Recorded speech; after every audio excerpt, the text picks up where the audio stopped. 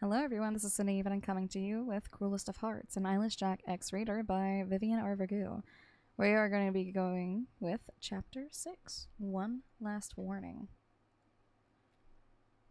For the love of God and everything that's holy, how many times do I have to tell you that I had nothing to do with all of this? You rolled your eyes and sighed in frustration, finally reaching your limits with all the pressure the policemen were putting on you. It had been all night long that you had passed inside this damn police station immediately after the nurse at the campus managed to stitch the wound on your belly tightly and the police had been notified about the murder in the library. It was purely a miracle that Greg had seen your car in the parking lot and after knocking on your room door, which gave him no answer of course, decided that he would probably find you in the library. You really wanted to congratulate him on his right thinking because if it wasn't for him, then you would already be dead, murdered in cold blood by the masked man that seemed just now to become your worst nightmare. He had found you. He had managed to find you and infiltrate the campus, killing the librarian in cold blood and proceeding with attempting to do the very same thing to you. If it was a close call, no, it was pure luck that you had survived him, with nothing more than a stab wound and some bruises here and there. The two policemen that were sitting right across from you inside the interrogation room looked at each other, and one of them fiddled with his papers absent-mindedly. They were both in their late 50s and more suspicious of you than you would like. They had listened to your story about what happened, nodding and writing down when your little quarrel with the masked guy came into the conversation, but instead of letting you go, as you hoped, they kept you in there all night long, coming up with new questions for you, both about your family and, to your utter anger, Jack. Doing your absolute best to answer them calmly, it took all your willpower not to start screaming at their faces and bang their heads together, but it sure as hell was a difficult thing. Thankfully, they didn't get a warrant to search your room, something that you felt grateful for. And if you counted the fact of how much information they would find inside, and if they didn't arrest you for attempted murder, they would definitely do so for stealing information from their database. So, Miss Ellen, you claim that you weren't the one to kill the librarian, but a blue-masked male did? One of the policemen repeated carefully, nailing his piercing blue eyes on your brown orbs. You sigh. Yes, I did not kill her. How can you prove that? The other one said.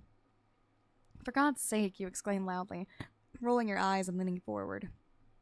How many times do I have to explain? I was on the last floor with the computers.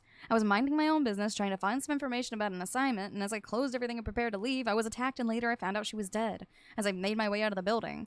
If you check the surveillance cameras of the library, you'll probably see her getting killed, because it sure as hell that she was long dead before I found her. You could have gone down and killed her before the lights went off, the other one commented, not even looking at you, like you were so worthless that even looking at you was too much. So you were saying that I magically made a scalpel appear out of thin air and killed her before injuring myself. You narrow your eyes at him.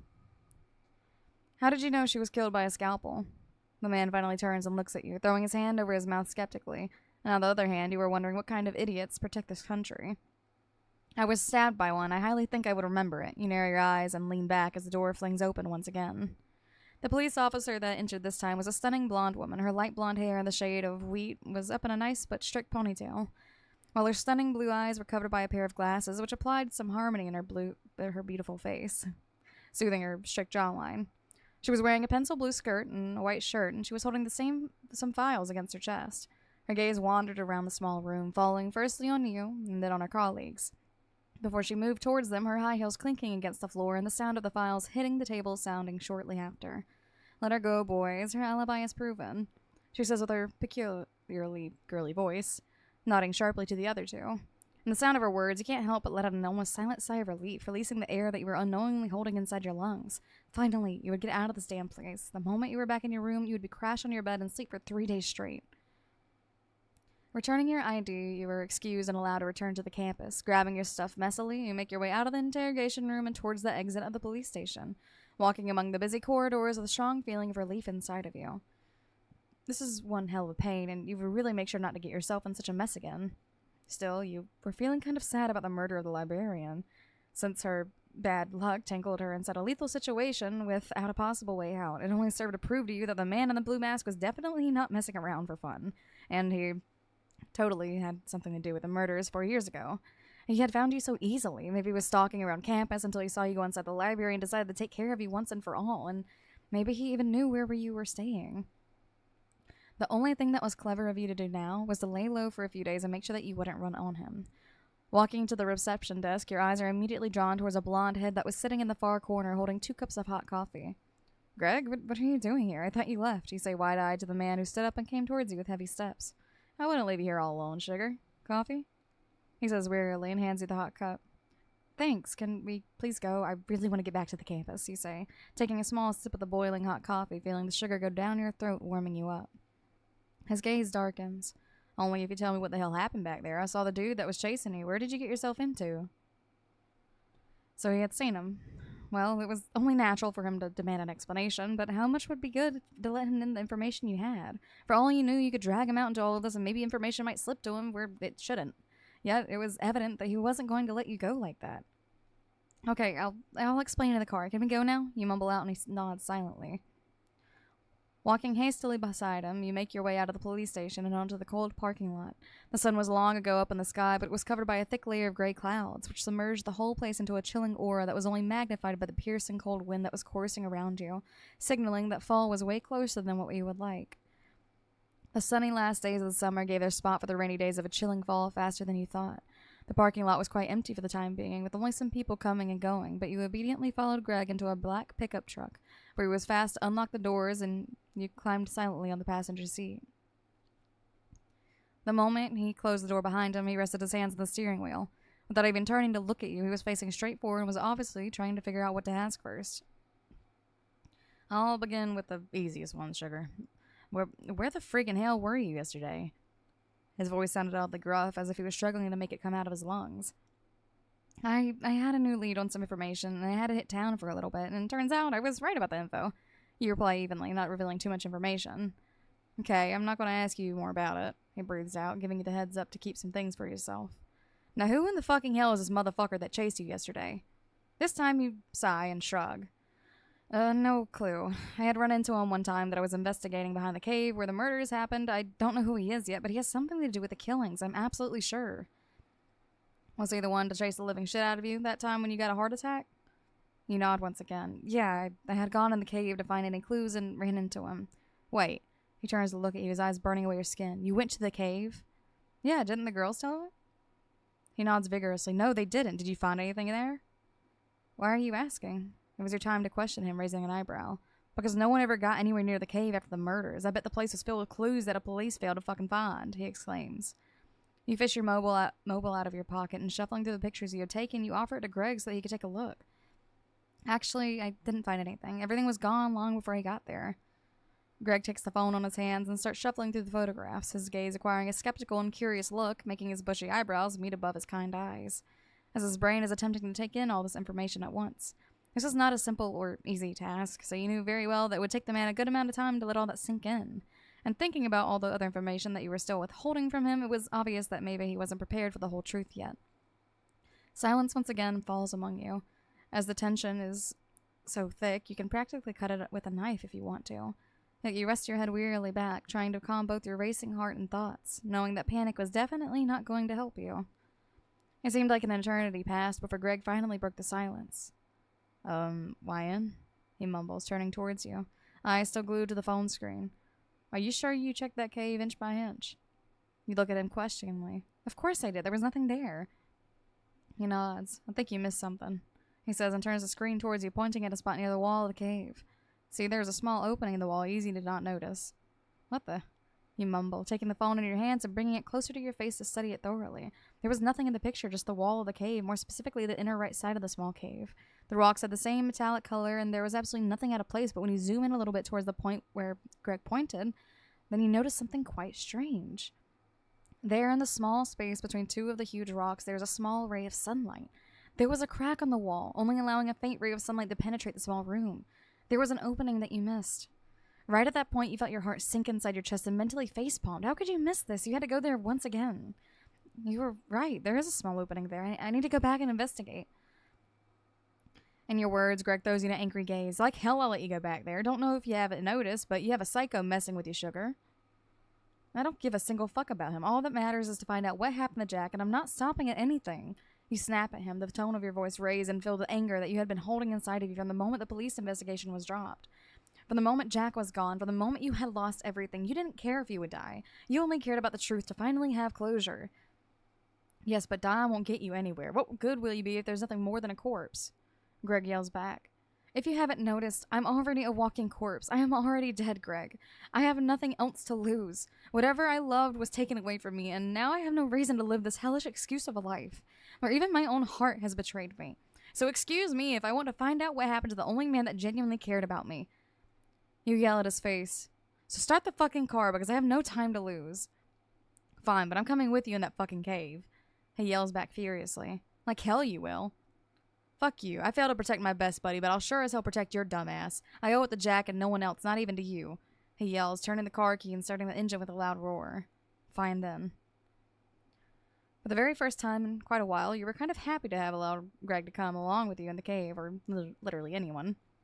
Firstly, because you were quite unsure whether or not you would be able to move the rock and manage to enter the hidden passage by yourself, but also because from the very first moment you entered the dreaded woods, you were under the really strong impression that thousands of eyes were nailed on you, burning your skin away and watching your every move. Your head was carefully turning from one side to another, allowing your eyes to scan the whole place up, in search of an intruder, but failed to locate anything at all. Was it just simple paranoia that had managed to poison your mind after all the things that happened inside this forest, or was it truly someone lurking around inside the shadows? Maybe the masked man, whatever the hell it was. You were not taking any chances and sticking with someone who was surely giving you a higher chance of survival. You knew that the man was capable of murder, so going alone was out of the question. The ride back to campus was a silent one, with Greg driving the pickup truck looking straight forward, carefully keeping his gaze nailed to the road, and with you looking around you at the scenery and popping some pills both for your heart and for the pain in your belly. The man had barely missed your stomach, maybe because you were tossing and turning like a madwoman, something that provided you with a few millimeters that saved your life. A little bit closer, and he would have pierced your stomach, leading you to die in just a few seconds. Thankfully, the nurse was able to stitch you up once again. You were determined not to see her again for at least a few days, a healthy amount of time. The walk to the cave was far faster than the previous time, something that you justified by the lack of talking and almost running along the path that led there. The moment you stepped your foot on the small clearing, one thing was for sure. Someone had been there. The vines and small plants that once covered the whole entrance were now cut, allowing a clear view inside of the cave. Immediately, your feet came to a stop, and Greg beside you noticed your hesitation immediately, as your face falls on a serious mask, eyeing the place up. Everything okay? He says, keeping his voice low and collected, obviously sensing that something was amiss. Someone's been here. Well, you better be careful. You only say, taking your phone out and starting to take pictures of the place once again as you walk inside the cave. In there, it was quite obvious as well that someone had been messing around with the stuff. The rotten books were missing, and the various stuff that you had found were thrown against the walls with what seemed like immense power, either breaking small parts of the wall or breaking said items in half. Whoever was in here, he was not happy at all, and he was searching something maybe. If yes, then what? You had searched this whole place up and found nothing. The small passage. I think it's here. Greg's voice suddenly comes from the inner side of the cave, and you rush beside him, shoving your phone in your pocket and looking at the black wall. Are you sure about this? You ask. Yeah, there's a wind current that comes from the side. We might be able to move it. He observes, grabbing the side of the rock and nodding to you with a big smile. Help me with this thing. Okay, here we go. He sighed, grabbing the rock as well. 1, 2, 3. Greg gives the okay to go. Both of you pull with all your might, trying to move the immovable boulder out of the way, and discover what was hidden behind. Your delicate fingers grab the rock with all their might, as if it was a life-or-death situation, and you push with everything your little petite body could provide you with, growling loudly and trying to take some steps back in order to move it more easily. Right beside you, Greg's muscles flex and tighten as he also pulls along, but the rock remains at place. After a few more moments, you abandon your first try and try to catch your breath. Before you attempt once again, it would be fairly easy for anyone to attack you right now, so you bear in mind to keep an eye out in the entrance of the cave for any potential visitors. But thankfully, luck is by your side this time around. After what seemed like an eternity of furiously pulling that stubborn rock, on your very fifth attempt, the boulder yielded and starts moving backwards, obeying to your attempts to get it out of the way. There courses inside the dark cave, hard and bright light illuminates a small opening as you open it just enough to allow an easy entrance. When you are sure that it's enough, you let go and try to catch your breath. God damn it, it was hella harder than it looked. Greg breathes out wearily, bending over and resting his hands on his knee. Oh, really? Try that without the muscles, then. You joke and playfully shove him a little bit before you reach for your phone. So, are you ready? I was born ready, gorgeous. He winks, straightening his body. Let's hit it, then. You say decisively and step into the opening with the man following you close behind.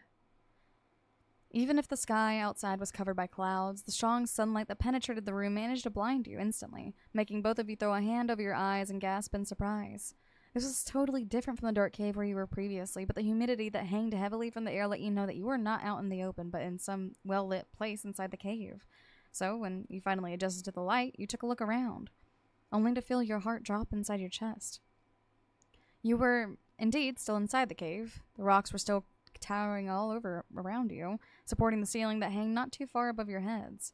This room was nothing like the main entrance of the cave. No, it was circular and was quite spacious, enough for 5 people to stand inside of it with no problem at all.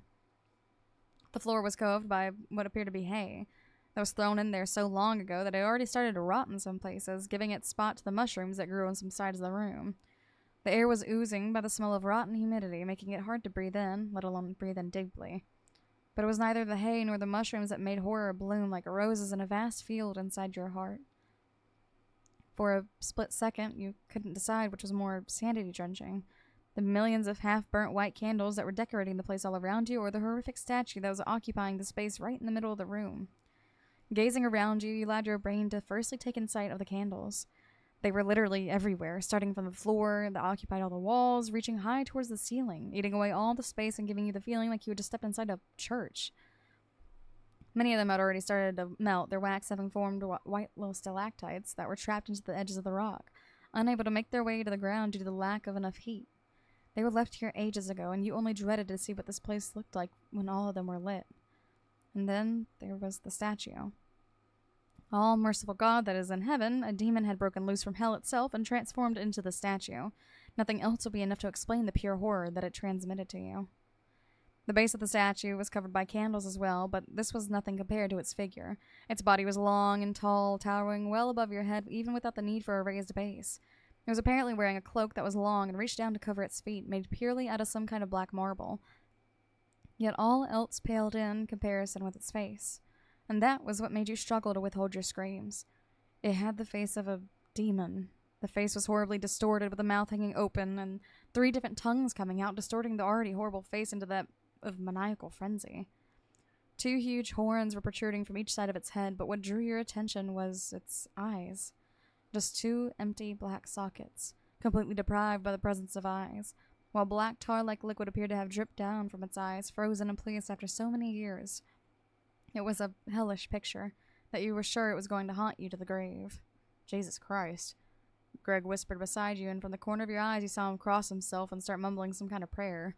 I mean, you couldn't blame him. You would probably pray too if you weren't frozen. What in the Christ's name is that? The boy exhaled beside you, unable to take his eyes off the statue. In the sound of his voice, something snapped inside of you. Chernobog. This is Chernobog. You breathe out, panic starting to tickle the edges of your mind. Hell, he exclaims. Well, fuck me. These guys are in some seriously deep shit. Ignoring his words, you gaze around you wide-eyed as the pieces finally fit with each other inside your mind. This is not just a room, this is a shrine to Chernobog. Jenny was in fact in a cult, or at least attempted to be, and the man in the blue mask was out to erase any traces that led to the cult, to this place, to the murdered people, to Jack. As the pieces of the puzzle finally fall into place, you realize one thing, that you have to get out of here now. Under Greg's surprised gaze, you literally eject yourself towards the statue gargoyle, stomping onto the candles mindlessly and reaching out your hand that fished a small bottle out of your bag. You place it on the statue's cheeks and take a small part of the tears that were cascading down its face before you shove it back into your bag. Then you take some hasty pictures, and once you are done, you grab Greg and exit the room as fast as you can. The man is taken aback for a few seconds, but the moment you are out of the cave, his brain clicks. What the hell was that? He demands to know, almost running behind you.